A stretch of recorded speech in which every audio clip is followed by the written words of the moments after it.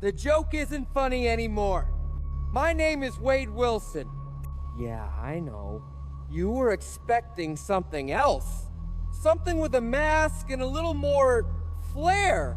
A snappy one-liner, maybe a joke about my tight red pants. You know me as Deadpool, the Merc with a mouth, the guy who never shuts up, the walking, talking, fourth wall breaking punchline to a very, very long and violent story. And you're right, that's me, most days. But not today. Today, the mask is off. And I don't just mean the piece of red fabric that hides this topographical map of Utah I call a face. I mean the other mask, the big one. The one made of jokes and bullets and chimichangas. I need you to listen, just for a little while. I need someone to know who the man was. The man I was, before all this. Before the punchline got so loud I couldn't hear myself think anymore. Before all this, I was just a guy. Wade, not a good guy. Let's not get crazy here. I was a mercenary, a hired gun. I did bad things to worse people for money. That was my code. It was a dirty, flimsy little code, but it was mine. I had lines. I didn't hurt kids. I didn't hurt people who didn't have it coming. I told myself that anyway. It helped me sleep at night. I wasn't a hero. I was just trying to get by in a world that didn't seem to care much one way or the other. And for a while, that was enough. It was a small life. A life lived in the shadows, in greasy bars and cheap apartments. And then I met her. Vanessa. God, even saying her name, it feels like trying to hold on to smoke. She was everything. Everything that wasn't gray and dirty and cheap. She saw me. Not the killer, not the smartass. She saw Wade. She saw a man who was maybe, just maybe, a little bit better than he let on. And I wanted to be that man. For her, for the first time in my whole damn life, I was happy. Genuinely happy. The kind of happy you see in movies that you always make fun of. The kind of happy that feels warm and real and permanent. I thought, this is it. This is my reward for all the crap. This is where the story gets good. Turns out, the universe has a pretty sick sense of humor. I got sick. The big C. Cancer. Lungs, liver, prostate, brain. The doctors gave me a list. It was easier to list the parts of me that weren't trying to kill me. And I was scared, but not for me. I'd looked down the barrel of a gun 100 times. I'd made my peace with dying a long, long time ago. I was scared of leaving her. I was scared of the look on her face. I was scared of her having to watch me wither away into nothing. The strong man she fell in love with turning into a ghost in a hospital bed. I couldn't do that to her. I wouldn't. That's when they found me. The men in suits with their shiny promises. They told me they could cure me. Not just cure me, but make me better than I was before. A superhero. They whispered all the right words. Cure, power, a future. I was desperate. A drowning man will grab onto a razor blade if you tell him it floats. So I said yes. I said yes because I wanted to live. I wanted to live for her. I wanted to give her the life we talked about. The normal life. The one with a little house and maybe a dog that wasn't very smart. I walked away from her to save her. That's the story I told myself. It was the first joke in a long line of them. And it wasn't funny either. What they did to me, it wasn't a cure. It was torture. They wanted to see if they could push a man so far past the breaking point that his body would be forced to evolve, to save itself. They broke my bones. They burned my skin. They took away the oxygen until my brain screamed. And they did it over and over and over again. The only thing that kept me going was her face, her smile. I would see it in the dark, behind my eyes. I held on to that image like a prayer. And in the end, it worked. My body fought back. It started healing. Everything. A cut, a bullet wound, a broken bone, even the cancer.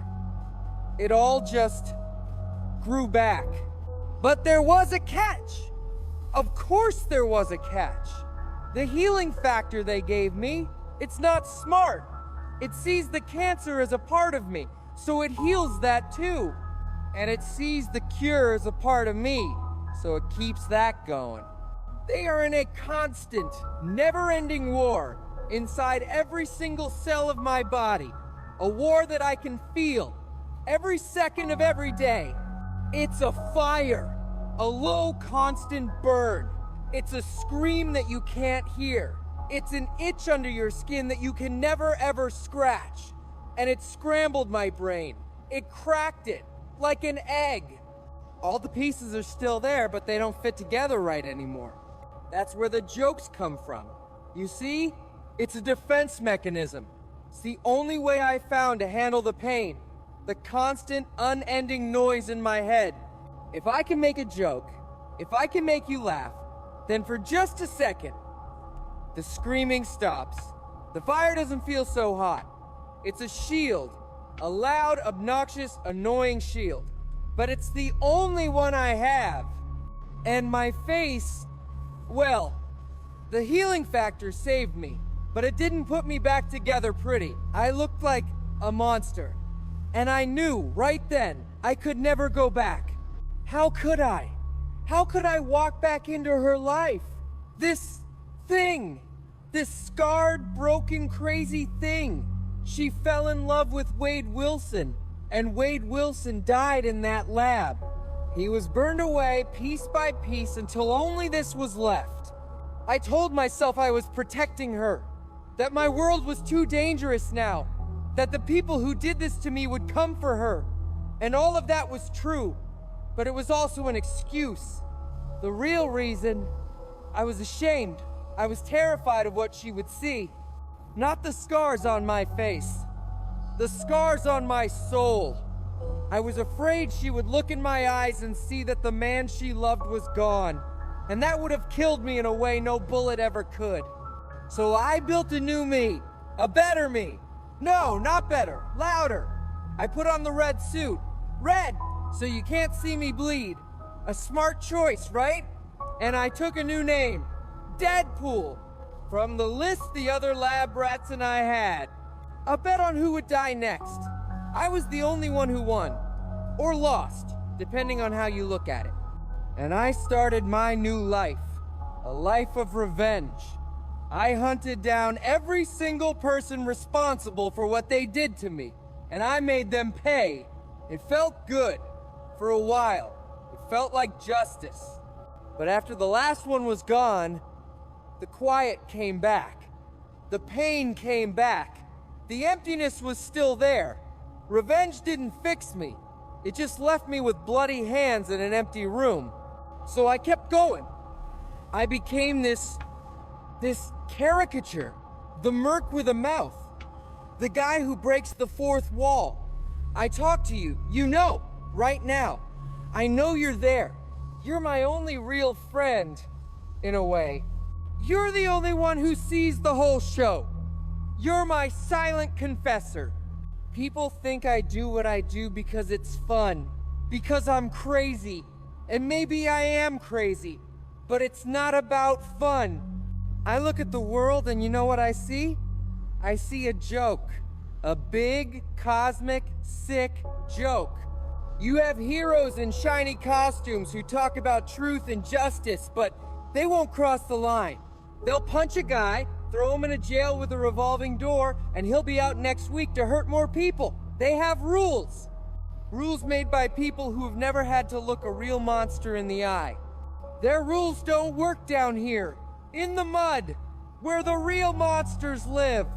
So that's my job. I'm the punchline.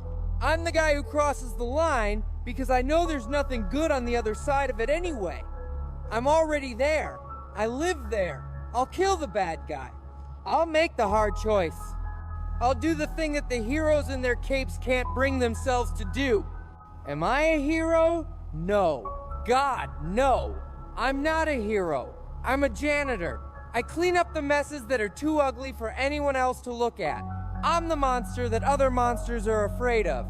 And maybe that's a kind of good.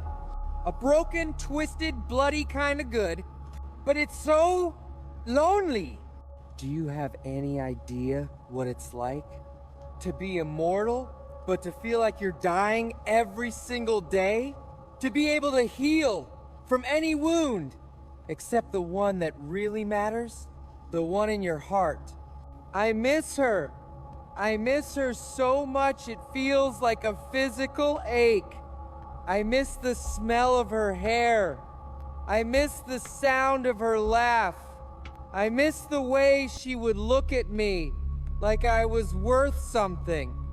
I see her sometimes, from a distance. I watch her live her life. She's happy. She moved on. And that's good. That's what I wanted. It's the only good thing I ever really did. Pushing her away. But it hurts. Every joke I tell is me screaming her name. Every bullet I fire is me trying to kill the part of myself that misses her. Every stupid, reckless thing I do is me hoping that maybe, just maybe, this will be the one that finally puts me down for good. But the healing factor always kicks in. It always brings me back. It's my curse. To live forever with my mistakes, with my pain, with this face. So I put the mask back on, the red one, the loud one, and I go back out there, and I make the jokes, and I make the noise, because the noise is better than the silence.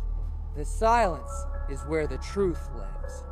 The truth that I'm a broken man who destroyed his own life out of fear.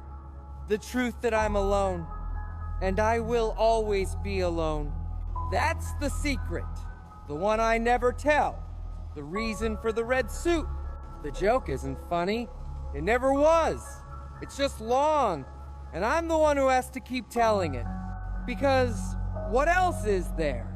What else is there for a man who can't die, but already lost his life? So, yeah. My name is Wade Wilson, and I'm sorry for the noise, for the jokes, for everything. Thanks for listening. It's nice not to be alone with it, just for a minute. Okay, show's over. Time to go find some bad guys and make some chimichangas. The world isn't gonna save itself. And the heroes, well, they have rules. I don't. Not anymore.